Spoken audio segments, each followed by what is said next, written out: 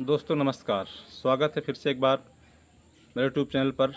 और चूँकि धर्म की बात हो रही है, कल मैंने इस्लाम का एक वीडियो इससे पहले बना के डाला और मोहम्मद साहब के जीवन परिचय में थोड़ी सी जानकारी दी। मैं आप जानकारी दूंगा चूँकि हिजरत का महीना चल रहा है। इस्लाम का जो पहला महीना होता है हिजरत का महीना होता है, और उस हिजरत के महीने में 10 तारीख को इनके जो अंतिम खलीफा, मतलब इनके जो खलीफा रहे हसन हुसैन, उनकी मौत कर देता है यजीद। तो इन सब चर्चा को लेकर मैं बात करूंगा आगे। आइए जानते हैं क्यों हत्या करता है, क्यों मौत करता है और क्यों शहीद होते हैं, और साथ साथ कैसे उनको खलीफा माना जाता है, कैसे खलीफा बनाया जाता है, और प्रॉफिट मोहम्मद साहब के बाद कौन कौन से उनके उत्तराधिकारी रहे, और इस्लाम का कैसे अलग हुआ, दो भागों में कैसे बटा, इन सब चीज़ की जानकारी देता हूँ। तो आइए चर्चा करते हैं। जो चैनल में नए हैं चैनल को लाइक एवं सब्सक्राइब करें, और चैनल का वीडियो को स्किप ना करें, अंत तक देखें, जिससे मज़ा आने वाला है। बहुत अच्छी अच्छी जानकारी मैं दूंगा, और आगे जो वीडियो आएंगे उनमें इनसे अच्छी जानकारी, तार्किक जानकारी, और हो सकता है मैं ऐसी ऐसी जानकारी दूं जो धर्म को खिलाफत भी जाए, धर्म के खिलाफ भी हो सकती हैं लेकिन तर्क संगत होंगी। ऐसा कोई नहीं, किसी धर्म को मुझे नुकसान या किसी धर्म के खिलाफ मुझे बात करने का शौक़ नहीं, लेकिन फिर भी मैं जानकारी देता हूँ। अभी मुहर्रम के बारे में आप सुनिए। तो जब मोहम्मद साहब इंतकाल के बाद, चूँकि मोहम्मद साहब का जब इंतकाल हो जाता है तो उन्होंने घोषणा कर दी थी कि मेरे बाद ऐसा कोई नबी नहीं आने वाला है, या अल्लाह अब नबी नहीं भेजेंगे, 1.25 लाख नबियों में मैं अंतिम नबी हूँ। तो अब सच्चाई क्या है, चूँकि इतिहास में उनके कुरानों में आयतें जो हैं उनके माध्यम से जानकारी लोगों को है, इतिहास से जानकारी है कि उन्होंने ऐसा लिखा है। मोहम्मद साहब ने कुरान में जो आयतें, शूरा जो भी लिखे हैं उनमें उन्होंने बताया कि मेरे बाद कोई भी नबी, अब कोई पैगंबर, कोई प्रॉफिट नहीं आएगा। फिर उन्होंने खुद अपने उससे खलीफा की घोषणा की। खलीफा, और खलीफा के बारे में उन्होंने अपनी रियासत जैसे बताया, अपने जीते जी बताया, अपने भतीजे जो उनके धर्म के प्रचार प्रसार में बहुत नज़दीकी था, और भतीजे और दामाद भी था, फातिमा उनकी बेटी, बहुत उनकी चहेती बेटी थी फातिमा, उनका मतलब शौहर, उसको उन्होंने सौंपने की खिलाफत, मतलब अपने खलीफागिरी मेरे बाद सौंपने की रिवायत की, लेकिन ऐसा नहीं हो पाया। उनकी तीसरी पत्नी आयशा अपने पिता यानी मोहम्मद साहब के ससुर अबू बकर, उनको खलीफा घोषित करवा दिया।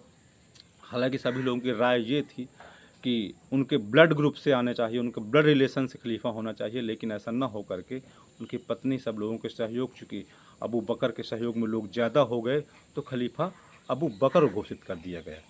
तो हालांकि एक बार यह टीस अली को, मोहम्मद अली को बन के रह गई कि मैं उनके साम्राज्य का उत्तराधिकारी नहीं बन सका। और इसके बाद चूँकि उनका साम्राज्य अब तक पूरे गल्फ़ कंट्री यानी पूरे अरब में फैल चुका था, उनके मानने वाले लोगों की संख्या पूरी तरह से प्रचार प्रसार हो चुकी थी। तो इसके बाद जैसे जैसे बात आगे बढ़ती जाती है, अबू इसी बीच दो समुदाय में इस्लाम बढ़ जाता है। पहले मोहम्मद साहब तक इस्लाम समुदाय केवल एक था, लेकिन इसी बीच दो समुदाय में बढ़ जाता है। जो अबू बकर को मानने वाले लोग हैं वो सुन्नी कहलाए, और जो अली को मानने वाले लोग, अली को खलीफा मानने वाले लोग हैं, वो शिया कहलाए। और शिया, अब इसके बाद अबू बकर के बाद मावी, वहाँ एक मावी था, मावी को खलीफागिरी मिली। इसके बाद मावी के बाद उसका बेटा यजीद बहुत खुराफाती था, इतना खुराफाती था, शराब नशा भांग गोश में वो लिप्त रहा करता था। इसके बाद वो अपने आप को खलीफा घोषित करने लगा, चूँकि धर्म का मामला था। और उस समय अली के दो बेटे थे, हसन और हुसैन। हसन को जब खलीफा देने की बात आई तो किसी प्रकार चालाकी से यजीद ने उसको जेल में डलवा दिया। सन 654 ईस्वी का मामला है, 54 या 56 ईस्वी का मामला। हालांकि ये कहानी जो मैं बता रहा हूँ मुहर्रम की, और ये शहादत की, ये करबला के मैदान में शहीद हुए थे। ये कहानी तकरीबन उनके शहादत के, मोहम्मद साहब के शहादत के, मतलब मोहम्मद साहब के इंतकाल के 200 वर्ष बाद कहानी लिखी गई है। लेकिन सच्चाई क्या है ये नहीं, हालांकि जो भी लेख लिखते हैं लोग बढ़ा चढ़ा के लिख देते हैं। मैं बता रहा हूँ जैसा मुझे मिला, जैसे मुझे जानकारी, जैसे इस्लाम धर्म के अनुयायियों और उनके मानने वाले लोगों में बताया जाता है, और जैसे मैंने पढ़ा वैसा बता रहा हूँ। हालांकि सच्चाई क्या है ये बातें आपको अगले वीडियो में मिलेंगी। सच्चाई क्या है, इस्लाम कैसा है, ये अगले कई वीडियो भी इसको देने पड़ेंगे, इसको तार्किक ढंग से बताना पड़ेगा। सच्चाई क्या है, पैगंबर प्रॉफिट कैसे आए, ये भी अगले वीडियो मिलेगा। तो कृपया वीडियो में बने रहे, मैं बताता हूँ केवल मुहर्रम के बारे में।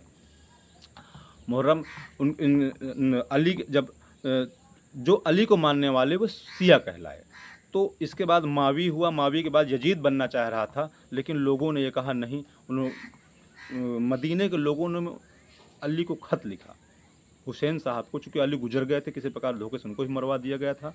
अली गुजर गए थे, खलीफा कुछ दिन ही रहे, उसके बाद वो गुजर गए। इसके बाद उनके 2 लड़के थे, हसन और हुसैन, और हसन को भी किसी प्रकार धोखे से लोगों ने मरवा दिया, जो उनके जलने वाले लोगों ने। इसके बाद हुसैन को जो जानकारी मिली, जब ये वहाँ मदीना में थे, वहाँ मदीना में होने के साथ साथ इनके लोग यजीद जो थे, ये अपने आप को खलीफा घोषित करवा रहा था, इनसे कह रहा था कि आप मुझे खलीफा मान लो, लोगों को धमकियाँ दे रहा था। तो इन सब चीज़ों को लेकर वहाँ मदीने के लोग जो है खत लिखते हैं हुसैन जी को कि आप आ जाइए यहाँ, यजीद के अत्याचार से हमें बचाइए, यजीद के जुल्म सितम से हमें बचाइए। ये लोग जाते हैं, ये अपनी फ़ौज, अपने लोग लेकर जाते हैं वहाँ, लेकिन जब पहुँचते हैं वहाँ कुछ ज़मीन खरीदते हैं या कुछ पांडाल लगाते हैं, लोगों को तक अपनी बात पहुँचाते हैं, लेकिन वो अपनी बात से मुकर जाते हैं, इनका साथ देने से वो मुकर जाते हैं। लेकिन फिर भी ये अपनी बात चूँकि फैलाते रहते हैं वहाँ, और इसके बाद इनके बाद यजीद मैसेज भेजता है कि आप मेरी खलीफागिरी स्वीकार कर ले, लेकिन ये बात नहीं मानते हैं। ये कहते हैं अगर मैं ऐसा करता हूँ तो पूरे इस्लाम को बदनाम कर देगा, ये बहुत हराम है, ये शैतान है, ये शराब पीता है, बलात्कार करता है, लोगों से व्यभिचार करता है। इन सब चीज़ों को लेकर लोगों में आतंक व्याप्त था, लोग उससे परेशान थे, लेकिन फिर भी लोग उसको जबरन खलीफा बनना चाह रहा था। तो ये सब देख करके इनको जानकारी हुई कि ये मुझको मरवा देगा, तो ये अपने 72 लोगों को, अपने शागिर्द जो उनके मजबूत 72 लोग, तो ये लेकर ये मक्का की ओर चल दिए थे, अरब के मक्का की ओर, अपने स्थान की ओर चल दिए थे। लेकिन फिर भी जब यजीद को इस चीज़ की जानकारी हुई, तो वो अपनी सेना, लगभग जितनी उसके पास सेना रही, 4 से 5,000 10,000 लोग इनके पीछे लगा दिया। जब इनको ये जानकारी मिली कि वो मेरे पीछे लगा है और हमको मारना चाहता है, तो वो मक्का की तरफ न जाकर इराक़ के करबला मैदान की ओर चले गए, करबला की ओर, कि ये जो खून खराबा है ये मक्का में न हो, वहाँ पर न हो जहाँ पर हमारे पूज्य स्थल है, वहाँ पर न हो। तो ये चले गए। हालांकि युद्ध नहीं चाहते थे, ये समझौता चाहते थे, लेकिन फिर भी वो ये मानने को तैयार नहीं था कि मैं खलीफा नहीं बनूंगा। वो ये मानने को तैयार था खलीफा मैं ही बनूंगा।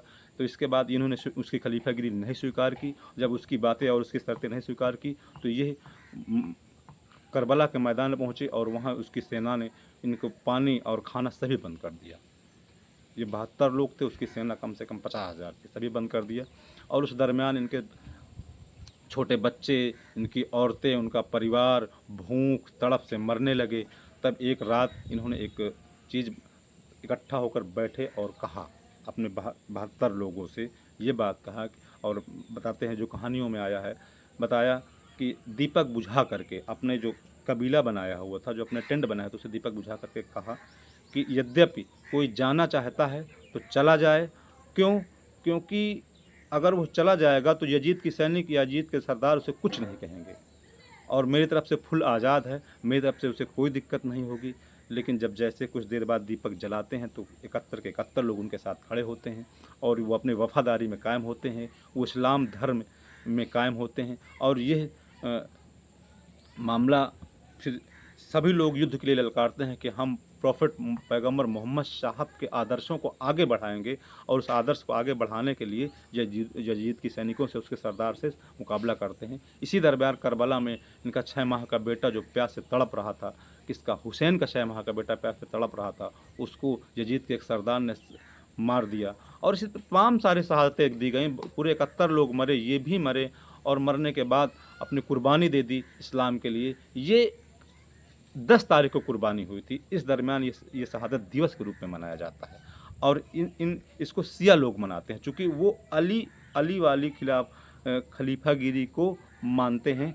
और जो सुन्नी लोग हैं, वो लोग अबू बकर को खलीफा मानते हैं। हालांकि सुन्नी लोग चारों को मानते हैं। अब ये चूँकि आपका, और फिर धर्म तो अपना अपना मानने का तरीका है, धर्म किसको कैसे माना जाए, कुछ लोग।